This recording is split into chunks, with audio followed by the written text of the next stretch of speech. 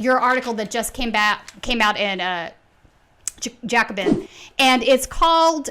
You did with David Sirota, Andrew Perez, and Julia Rock. It's called The Giant Corporate, Giant Slush Fund Bankrolling the Extremist GOP. This is some great work. You're talking about mainly two super PACs, the CLF and the SLF. So we'll get into that in a second. But mainly the thrust is that since the insurrection has happened, you have a lot of corporations concerned about their image.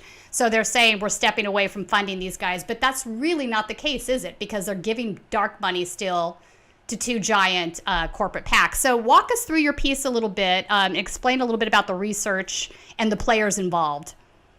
So basically, a bunch of companies, as you said, announced that they're no longer going to be donating that their PACs are no longer going to be making political contributions. And now, PACs have a spending limit, $5,000. You can't give more than that. And that all goes back to a Supreme Court decision in 1976, where the court found that you could limit donations directly to candidates and whatnot, but you cannot limit outside political spending. So what we found is that these companies their executives are still giving to these outside groups, like the Congressional Leadership Fund or the Senate Leadership Fund. And those groups are funding the lawmakers who inspired this insurrection. Mm-hmm. And so it doesn't really mean much when people and this is something I've been saying for a long time, that like the no PAC money pledge is like, okay, great, but also commit to not accepting outside help from super PACs or 501c4 dark money groups, because that's where the real power is in politics. That's where the real spending comes in. Indeed, yeah. If they stop giving directly, but they still continue to give indirectly, there's no real difference, is there? Well, also groups like Blackstone have the power to review. Companies like Blackstone have the power to review their executive donations and condition employment on, not engaging in that kind of political spending. And yet they do it. They do anyway, and the companies don't act on it, and there's a reason for that. I think everybody understands fundamentally what that reason is. But you have Steve Schwartzman, who's giving money to these groups. His company's not doing anything about it. It really sort of undermines the whole, well, we're not going to make political contributions. Right. Big fucking deal. Oops. No, you can. Big fucking deal. It's fine. But he's not the only one. Charles Schwab is mentioned in the article. He's a big financier, obviously. Mm-hmm. Who are some of the other players? I'd have to go back and redo it. We all worked on different parts of the article. Okay. I focused on Blackstone. All right, so then tell us more about Blackstone, because that's a private equity firm. Yes, it is a massive private equity firm, and they have a billionaire at their helm, and he is a prolific donor to conservative causes and whatnot. And so limiting, I don't expect these companies to be good corporate citizens, and this sort of gets back to the Amazon discussion, but I don't expect them to be good corporate citizens. I think the only way to sort of move them in that direction is using the engine of government. In this instance, when it comes to political spending, unfortunately, that means that we need to roll back Buckley, or we have to pass a constitutional amendment to eliminate it. Right. So you're referencing Buckley v. Vallejo right now, which was an early 1970s court decision. Let's talk about that for a second. This was prior to Citizens United. I think most folks are aware of Citizens United. But what led to Citizens United is the ruling that you're talking about, FEC money. So let's talk about that a little bit. Yes. So the decision basically held that spending money to influence elections is a protected form of speech under the First Amendment. and federal limits to general campaign expenditures and independent expenditures to a specific candidate, and expenditures by individual candidates themselves cannot be limited. Those kinds of limits are not permissible.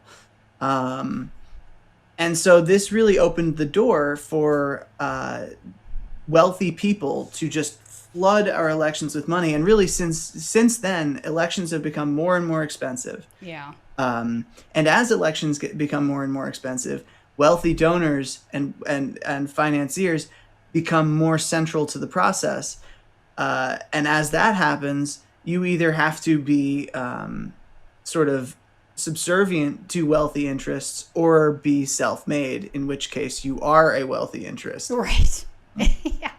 And that's not to say that progressives don't have a chance of winning, because they obviously do, particularly in House races. We've seen a lot of people sort of rejecting corporate money, rejecting that model, and because of the frustration, I think, that exists with a government that is primarily responsive to wealthy interests, they win. Right. But that's great for publicized races.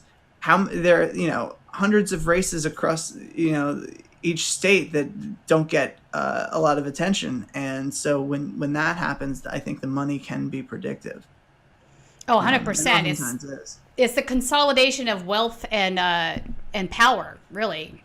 Yes. So the two main PACs that we're discussing is the Congressional Leadership Pac and the Senate Leadership Fund. And even though they sound like they're part of the Republican Party, my understanding is that they are independent, but they are fully endorsed by the GOP. Is that a correct way to look at it? Yeah, I mean, look, super PACs, so Citizens United basically expanded the Buckley ruling to corporate entities. Corporate entities can spend the same as individuals outside, as long on politics, as long as it's not coordinated.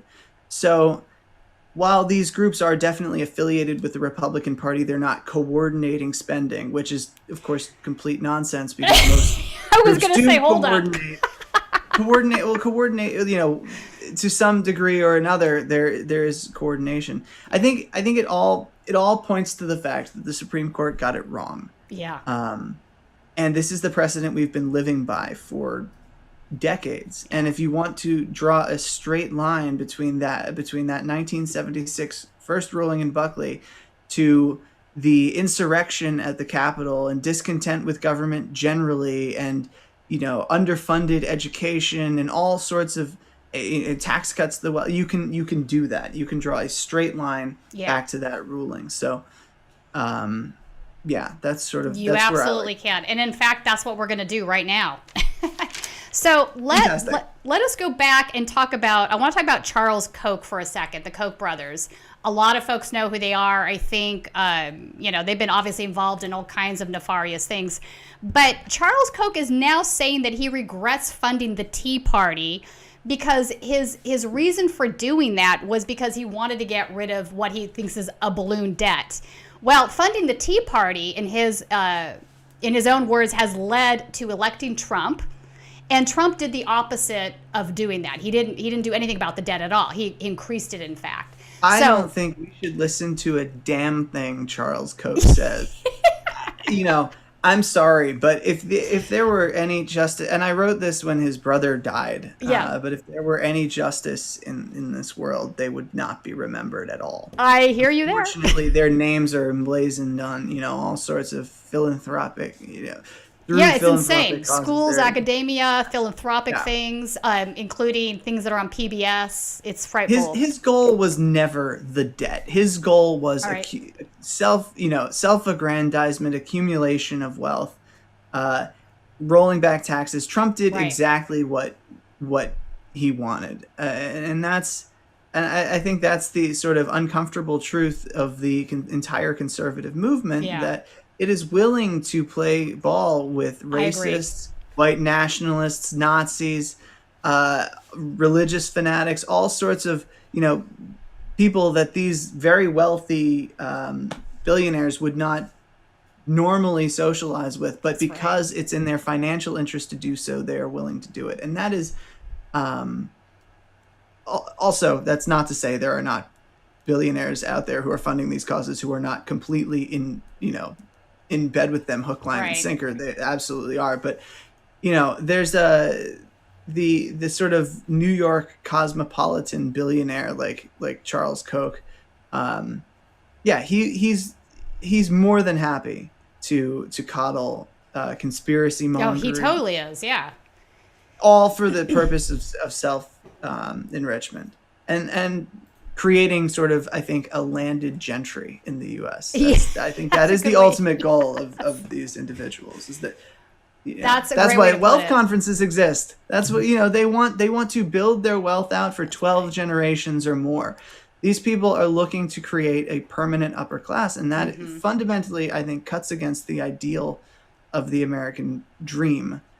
I agree with you, Walker. That's exactly right. And I think he's saying this now because he's embarrassed by the insurrection. He doesn't want to muddy his name up in this way. But I think your analysis, I think your analysis is spot on. I don't disagree with you. I mean, look at the Tea Party was very nefarious in very many ways. They were engaging in all kinds of crazy conspiracy theory as well. Maybe not as extreme as what we're seeing now, but it was certainly a stepping path there. Also, they were go ahead. Of birthers and all this racist vitriol against Obama. Not that Obama didn't have his flaws. I'm not saying that. I'm just saying the Tea Party movement there was a very, very significant racial aspect to it, and obviously what is happening now is started then or earlier, but you can draw the line again. You can draw the line from the Tea Party movement to now, and I think Charles Koch is one of the villains of our history, and he should be treated as such, remembered as such, if he has to be remembered at all. Hope you enjoyed that last video. Hop on over to statuscoup.com where you can sign up for our email list and become a member for as low as $5 to $10 a month. Membership is how we grow. That's statuscoup.com/join. And remember, join our email list so we can grow the revolution with you.